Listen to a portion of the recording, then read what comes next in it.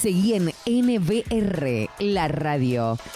FM 90.5, donde el mensaje se potencia. Columna, el profe Mateo Amalfi. Profe, gracias por esperarnos. Buen día, ¿cómo andan ustedes? Buen Hay día. muchas urgencias. Buen día, Mateo. ¿Cómo andan? ¿Qué tal, querido? Bien, bien. ¿Todo bien por ahí? Bien, muy bien. ¿Cómo gracias. están pasando la cuarentena? Que es un poco confuso lo que se dice, pero bueno. Sí. Trataremos. ¿Y vos cómo le estás pasando? Y bueno, leyendo, ¿qué querés que haga? Qué bueno. Mi vicio. Mirá. Y otras hierbas, ¿no? Pero bueno, aquí estamos. ¿Todo bien entonces? Bueno, Sí, mirá, sí. vos sabés que pensaba leer un cuento, pero a raíz de que escuché cuando abriste el programa el lunes, el día que escucho temprano, porque, bueno, voy a salir yo y demás, quiero saber alguna novedad de Navarro. Cambié sobre la marcha, así que vamos a hablar un poco de Navarro, porque, bueno, vos dijiste que, claro, habida cuenta de la situación que vivimos, no habrá ningún acto relativo al 30 de abril, entonces se me ocurrió hacer algún comentario respecto de todo esto y recordando un aniversario más de los orígenes más remotos de Navarro. Exactamente, qué buena definición, exacta definición. Y vos sabés que me acordé de Alfredo, no voy a, por supuesto, mi recuerdo de siempre, él tanto bregó por la historia de Navarro y por todo lo concerniente a los orígenes de Navarro, entonces mi recuerdo de Alfredo, pero no voy a hablar de Alfredo porque, bueno, ya todos lo conocemos y hemos leído toda su producción. Voy a tomar dos libros de Nahuel Santana, los recientes libros que me regaló, para imaginar un poco, en primer lugar, un texto informativo y hacer un esfuerzo con la imaginación. ¿Cómo era esta tierra? ¿Qué pasaba en Navarro antes de la llegada de los españoles? Qué bueno es. ¿Qué características tenía? Un breve comentario y después dos poesías, una poesía un poco complicada, un poco críptica, pero interesante, sobre la laguna y sobre el pueblo de Navarro, de Nahuel Santana, de tal modo que va a ser mi humilde homenaje para, bueno, un aniversario más de Navarro. En el libro que se llama La frontera del Salado, Navarro criollo, sobre los orígenes, las tierras, los hombres y las luchas, hay una breve descripción acerca de qué pasaba, cómo eran estas tierras cuando llegaron los españoles, o haciendo un esfuerzo, imaginando qué pasaba antes. Y dice así: lo cierto es que a la llegada de los españoles, la flora de la región se componía de abundantes pajonales de gran altura, interrumpidos de vez en cuando por algún ombú o un pequeño monte de talas o espinillos. La ausencia de árboles se explicaba por la densidad del pajonal, que sombreaba las semillas e impedía su desarrollo. A pesar de todo, había árboles, pero no en plena llanura, sino en las márgenes de los ríos, arroyos y lagunas, allí donde sauces, acacias y ceibos conformaban refrescantes oasis en medio de las distancias.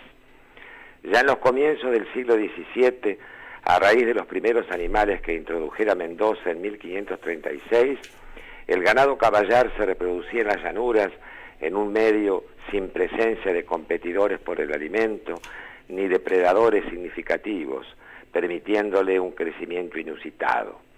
Un poco más tarde, el arribo del ganado vacuno a esta parte de América se llevaría a cabo en 1555 a cargo de los hidalgos españoles y portugueses, Ruiz Díaz Melgarejo, Cipión y Vicente Góez, entre otros.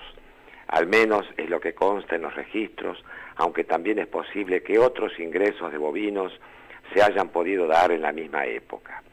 Unas décadas después, cuando Juan de Garay bajó por el litoral para fundar la ciudad de la Trinidad en el puerto de los Buenos Aires, trajo un lote de ganado vacuno que fue conducido por tierra.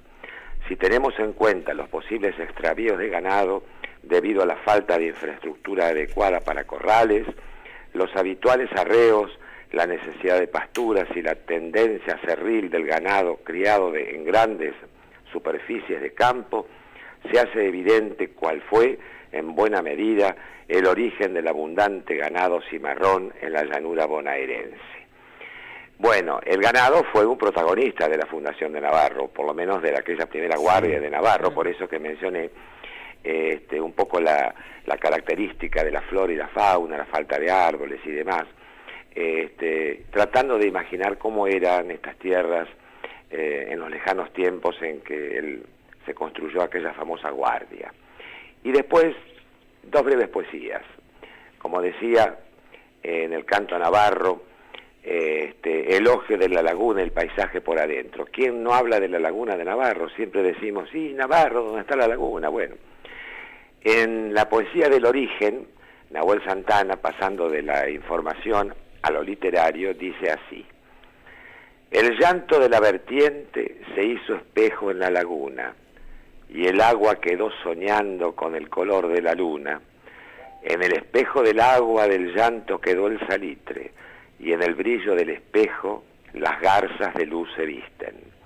El salitre le dio marco al tocador de la luna, y al mirarse en el espejo va pintando la laguna. Apenas con el reflejo pintó su rostro de plata, y el turbio cauce soñaba con el blancor de las garzas. En los bordes del espejo el barro bebe la luna, y crece en forma de casas el barro de la laguna. Y la segunda, muy breve también, del pueblo y la laguna. El pueblo creció al resguardo de un espejo al que las tardes le dan destellos de fuego que por el cielo se expanden. De oro y de plata el reflejo alza el sol de la laguna, y en el asombro del aire se plasma como pintura. A revolque la llanura, soberbia, humilde, reparte como quien vierte rubíes sobre un pañuelo brillante. No hay espejo que aprisione el carácter de su rostro, que al darle y pedirle luz traza la imagen de un potro. Crines color zaino fuego, y hasta el macizo del pecho la cruz y el anca tordillos, tordillo plata los remos. 2 poesías de Nahuel Santana, quien tuvo la gentileza de aportarme 3 libros. Entonces rápidamente cambié el cuento que había leído, que pensaba leer hoy, y busqué en la biblioteca estos 2 textos que he comentado con ustedes, como un humilde homenaje a los orígenes de Navarro y al gran pionero, por supuesto, vuelvo a repetir, Alfredo, que trató de bucear en ellos y de esclarecer un poco lo que nos pasó, cómo nacimos y demás. Así que mi aporte de hoy ha sido breve, pero bueno, espero que les haya servido para recordar un aniversario más de la Fundación de Navarro. Genial, muy oportuno, muy lindo además. Bueno, muchas gracias. que lo pasen bien, buena semana. Cacho. Igualmente, gracias. Y que que Dios nos ayude en todo esto. Que Dios nos ayude en todo esto. Gracias, otra Adiós. vez. Adiós, adiós. Hasta pronto. Hasta prontito.